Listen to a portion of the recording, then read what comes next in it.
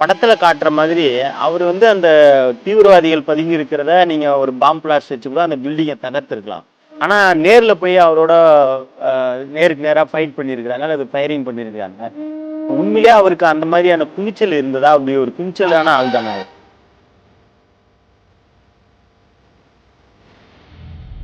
கண்டிப்பா சார். துணிச்சல் வந்து நஜர் முகன் சார் மட்டும் இல்ல. அங்க இருக்கிற 44 RRல இருக்கிற ஆஃபீஸர் அதிகாரிகளும் கண்டிப்பா அந்த துணிச்சல் இருக்குது. நீங்க சொன்னீங்க ராணுவ வீரருடைய மனைவி எல்லாம் இப்போ இந்த திரைப்படத்தை பார்க்கும்போது ரொம்ப சந்தோஷப்படுவாங்க. ஏன்னா ஒரு அந்த திரைப்படத்திலே சொல்லியிருப்பாங்க, மேஜர் முகுந்த் சாருக்கு பேக் போனா அவருடைய மனைவி இருந்தாங்க. அவங்களுக்கு தான் பெரிய அளவு ஒரு ராணுவ வீரருடைய மனைவியே பெரிய அளவுல ரோல் பண்றாங்க.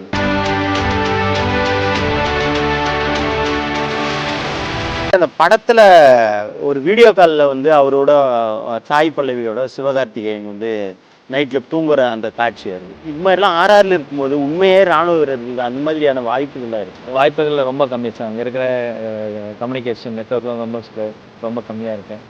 அந்த டைம்ல வந்து ஸ்மார்ட் ஃபோன் எல்லாம் ரொம்ப கம்மி தான். அப்பதான் வந்து வாட்ஸ்அப்லாம் வந்தது. இருந்தாலும் ஃபேமிலி குழந்தைங்களை வந்து இப்போ என் வீட்டில் வந்து எங்கள் அப்பாக்கெல்லாம் எங்கள் அம்மாக்கெல்லாம் பேசுனா கூட இது மாதிரி இருக்குமா, ஜாலியாக இருக்கும், சந்தோஷமாக இருக்கும், நல்லா இருக்கும் அப்படின்னு சொல்லி தான்.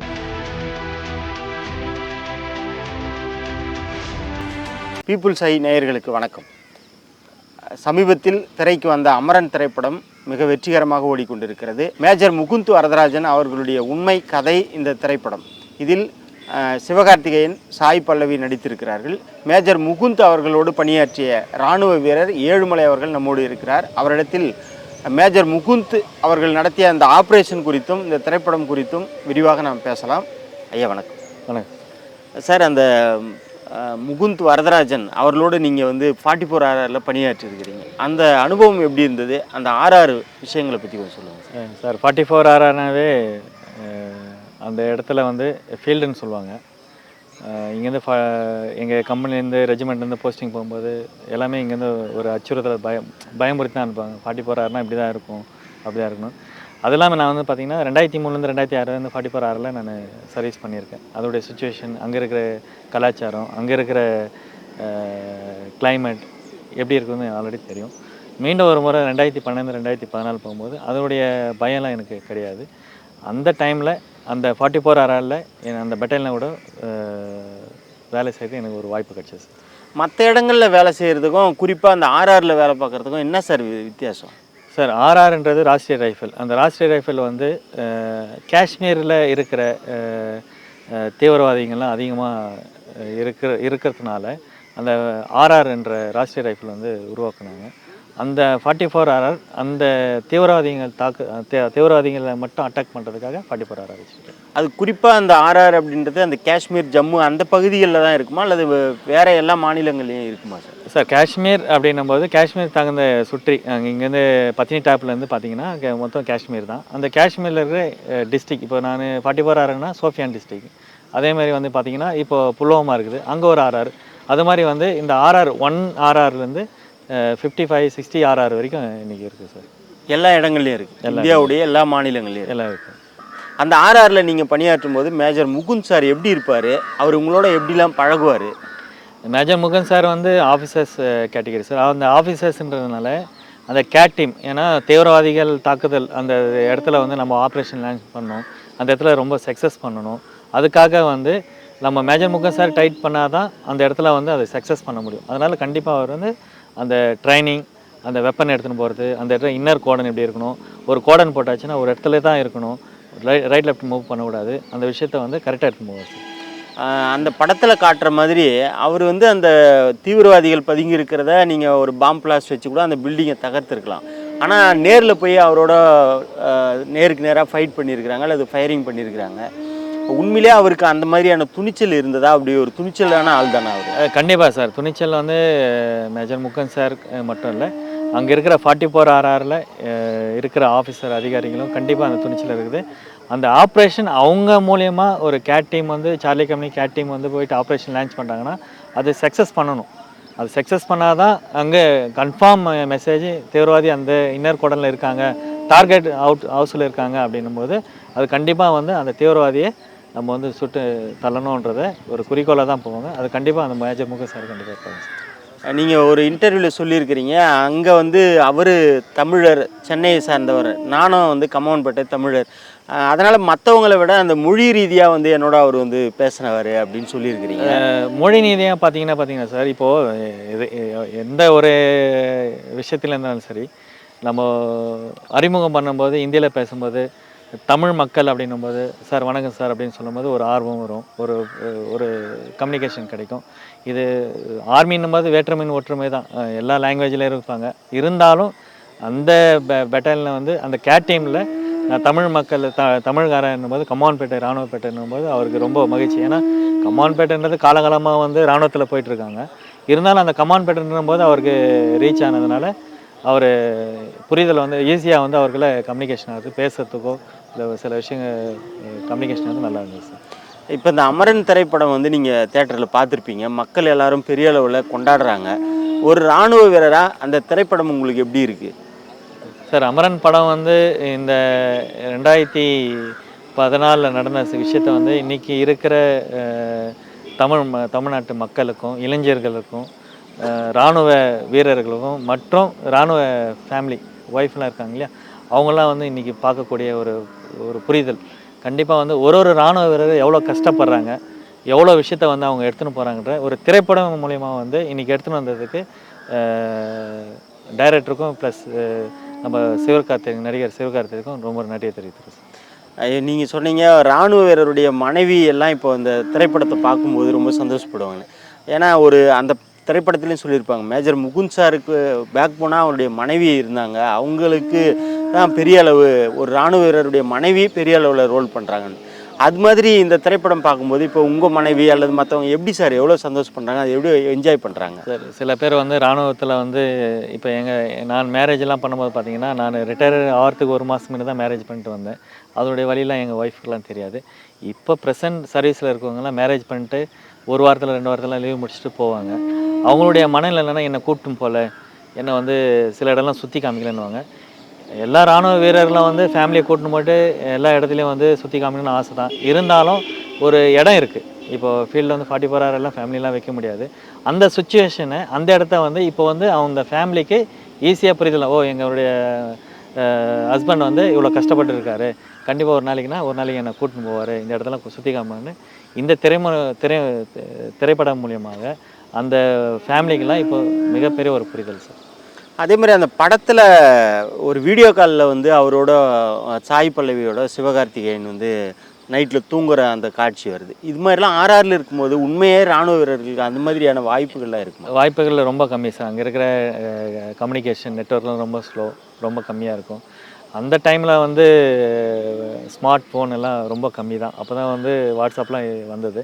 இருந்தாலும் ஃபேமிலி குழந்தைகளை வந்து இப்போ எங்கள் வீட்டில் வந்து எங்கள் அப்பாக்களை எங்கள் அம்மாக்களை பேசுனா கூட இது மாதிரி இருக்குமா, ஜாலியாக இருக்கும், சந்தோஷமாக இருக்கும், நீங்கள் நல்லா இருங்க அப்படின்னு சொல்லி தான் வைப்பேன் சார். ஒரு ஆப்ரேஷன் நீங்கள் அங்கே முடித்து அதை சக்ஸஸ் பண்ணிட்டீங்க அப்படின்னா அந்த கேம்புக்குள்ளே உங்களுடைய சந்தோஷங்கள் கொண்டாட்டங்கள் எப்படி இருக்கும் சார்? அது ஒரு அந்த டைமில் வந்து ரொம்ப எங்களுக்கு அவ்வளோ மகிழ்ச்சி சார். ஏன்னா வந்து இவ்வளோ நாள் போராட்டங்கள் இன்றைக்கி சக்ஸஸ் ஆகிருக்குதுன்னா அந்த பெட்டாலியனில் எங்களுடைய சிஓவும் எங்களுடைய கம்பெனி கமாண்டரும் கண்டிப்பாக ரொம்ப மகிழ்ச்சி. எங்களுடைய அந்த டீம் கேட் டீம் மற்றும் அந்த 44 hour ரொம்ப கொண்டாடுவாங்க சார். படத்தில் மேஜர் முகுந்த் சார் வந்து அல்லது ஒரு இராணுவ வீரர் போஸ்டிங் மாறுறாங்க, ஒரு வேறு ஹையர் பதவிக்கு போகிறாங்கன்னா அந்த ஷோல்டரில் இருந்த ஒரு மாற்றுறாங்க சார், அந்த பட்டியை மாற்றுறாங்க, பேர் அந்த ஸ்டாரெல்லாம் இருக்கிறத மாற்றுறாங்க. அது குறிப்பாக ஏதோ ஒரு ரம்மில் வந்து நினச்சி மாற்றுறாங்க அப்படின்ற ஒரு குற்றச்சாட்டை வைக்கிறாங்க. இல்லை சார், அது வந்து ஒரு ப்ரொமோஷன் வரும்போது காலகாலமாக அவங்க பிரிட்டிஷ் காலத்தில் இருந்து ஒரு ப்ரொமோஷன், அதுவும் ஒரு போதை தானே, அந்த ப்ரொமோஷன்ன்றது ஒரு போதைன்றதுனால அவங்க அந்த வாழை தான் நடக்குமா? அப்படி தான் சார் பண்ணிகிட்ருக்காங்க. இன்றைக்கும் அப்படி தான் நடந்துகிட்ருக்கு. ஒரு ப்ரொமோஷன் வந்து கேப்டன்லேருந்து மேஜர் பண்ணுறாங்கன்னா அவங்க இருக்கிற ரிலேஷன் அவங்களெலாம் எல்லோரும் வர வச்சுட்டு அவங்களுடைய சிஓ ஒரு கம்பெனி கமெண்டெல்லாம் வர வச்சுட்டு தான் அதை டிப் பண்ணி அது போடுவாங்க சார். இப்போ இந்த படத்தில் அந்த ஆப்ரேஷன் அல்தாஃப் பாணியா என்ன சார், அது பேர் என்ன? ஆசிஃபானி. அப்புறம் இன்னொருத்தர் அல்தாஃப் பாபாவா? அமரன் படத்தில் காட்டுற மாதிரி தான் அந்த ஆப்ரேஷன் அங்கே 44 நடந்ததா சார்? சார் ஆப்ரேஷன் வந்து அமரன் படம் திரையுலகத்தில் வந்து காமிச்சிருக்காங்க. சில விஷயம் எடுத்துக்கலாம், சில விஷயம் எடுக்கக்கூடாது. அங்கே இருக்கிற சுச்சுவேஷன் அந்த இடத்துல வந்து ஆப்ரேஷன் லான்ச் ஆகும்போது ரொம்ப கூர்மையாக ஒரு இராணுவ வீரரும் சரி, அதிகாரியும் சரி, இன்னர் கோடன் போட்டு அந்த ஆப்ரேஷனில் யார் இருக்காங்க, தீவிரவாதி தான் இருக்காங்களா இல்லை சிவிலியன் யாரா இருக்காங்களா பார்த்துட்டு, அதுக்கப்புறம் ஃபஸ்ட்டு தீவிரவாதி ஃபயர் பண்ண பிறகு அடுத்தது நாங்களாக தான் ஃபயர் பண்ணணும். தீவிரவாதி ஃபயர் பண்ணுறதுக்கு நாங்கள் வெயிட் பண்ணிடுவோம். அதுக்கப்புறம் தான் ஆப்ரேஷன் சக்ஸஸ் ஆகும் சார். அந்த ஆப்ரேஷனில் கூடவே நீங்கள் இருந்திருக்கிறீங்க. அவர் ஃபயர் பட்டு வீழ்ந்த பிறகு ரெஸ்க்யூ பண்ணி வண்டியில் ஏற்றிருக்கிறீங்க. அதெல்லாம் வந்து சொல்லியிருக்கிறீங்க. அந்த தருணம் எப்படி இருந்தது உங்களுக்கு? அதை பற்றி கொஞ்சம் சொல்லுங்கள். மேஜர் முகன் சார் வந்து அடிபட்டு இருக்காருன்ட்டு ட்ராவல் பண்ணி போயிட்டு தூக்கும்போது கண்டிப்பாக அவர் உயிர் தப்பிச்சிடும், உயிர் காப்பாற்றிடுவாங்கன்னு தான் நினச்சோம். ஆனால் வந்து அவர் அதிகமான அடிபட்டதுனால அவர் உயிர் வந்து மறுநாள் காலைல தான் எங்களுக்கு தெரியும் வந்து மேஜர் முகன் சார் வந்து உயிரிட்டாருன்னு. அது மிகப்பெரிய எங்களுடைய இந்தியன் ஆர்மிக்கே மேஜர் முகுந்த் சார் உயிரிட்டது ரொம்ப மிகப்பெரிய ஒரு தருணம் சார். அங்கே இருக்கிற காஷ்மீரில் இருக்கிற மக்கள் இராணுவத்தை எப்படி பார்ப்பாங்க? மக்களுக்கும் இராணுவத்துக்குமான அந்த ரிலேஷன்ஷிப் எப்படி சார் இருக்கும்? சார் அங்கே இருக்கிற கலாச்சாரத்தில் அவங்க இராணுவத்தை பார்த்து அவங்க வந்து பழகிட்டாங்க. சின்ன வயசுலேருந்து இராணுவத்தை பார்த்துட்ருக்காங்க. அது இல்லாமல் பார்த்தீங்கன்னா அங்கே வந்து ஒரு தவறில்லாத ஒரு விஷயத்தை எடுத்துகிட்டு போகிறதுனால சிலர் மட்டும்தான் அவங்க வந்து இப்போது எல்லா அங்கே காஷ்மீரி வந்து யாரும் வந்து எல்லாருமே கெட்டவங்களும் கிடையாது. சில பேர் சில காரணத்தில் வந்து ஒரு மாற்றி அவங்களுடைய இதுக்காக மாற்றிட்டு அந்த இடத்துல வந்து அவங்கள மட்டும் குறிப்பிட்ட நபரை மட்டும் ஆப்ரேஷன் லான்ச் பண்ணி அவங்கள தேடலை பண்ணி அவங்கள மட்டும் ஆப்ரேஷன் பண்ணுவோம். இப்போ உங்களுக்கு அங்கே அந்த காஷ்மீருடைய நிலப்பரப்பு, அங்கே இருக்கிற வீடுங்க, அந்த மக்கள் இவங்களோடலாம் ஒரு ஆப்ரேஷன் பண்ணும்போது ஒரு பெரிய சவாலாக இருக்குமா? எப்படி அந்த இடம் நீங்கள்? சார் அங்கே இருக்கிற அவங்கள பப்ளிக்கோட பேசிட்டு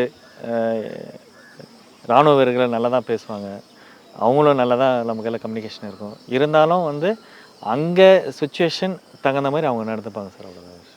நீங்கள் ஒரு ஆப்ரேஷனுக்குள்ளே அந்த ஊருக்குள்ளே போகிறீங்க அப்படின்னா, இப்போ அவங்க அங்கேவே பூர்வகுடியாக வாழ்ந்து நிற்பாங்க. ஆனால் நீங்கள் புதுசாக போகும்போது அவங்களோட ஃபைட் பண்ணுறது அல்லது ஓடுறது, அந்த இடத்த வந்து ஐடென்டிஃபை பண்ணுறது, இதெல்லாம் ரொம்ப சவாலாக இருக்குமா சார்? கண்டிப்பாக சார், மிகப்பெரிய சவால். அதாவது உடனே போயிட்டு ஆப்ரேஷன் அல்தாபாவோ ஆசிஃபானியோ வந்து நேராக போயிட்டு எந்த தாக்குதலும் வந்து டைரெக்டாக போய் ஹிட் பண்ண முடியாது. பல நாள், பல வருஷமாக, பல நாட்களாக ஒரு நாட்களாக போயிட்டு ஆப்ரேஷன் லான்ச் பண்ணி கன்ஃபார்ம் மெசேஜ் கிடச்ச பிறகு தான் அந்த ஆப்ரேஷன் சக்ஸஸ் ஆனது.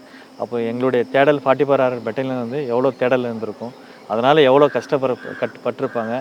அந்த டைமில் அந்த ஆப்ரேஷனில் எங்களுக்கு கிடைச்ச டாஸ்க், அந்த டைமில் சில பேர்லாம் லீவ் போயிருக்காங்க, சில பேர் வந்து போஸ்டிங் போயிருக்காங்க, சில பேர் அந்த டைமில் எங்களுக்கு கிடைச்ச வாய்ப்பு அந்த ஆப்ரேஷன் லான்ச் பண்ணதான் இவ்வளோ விஷயத்தை பண்ணியிருக்கோம்.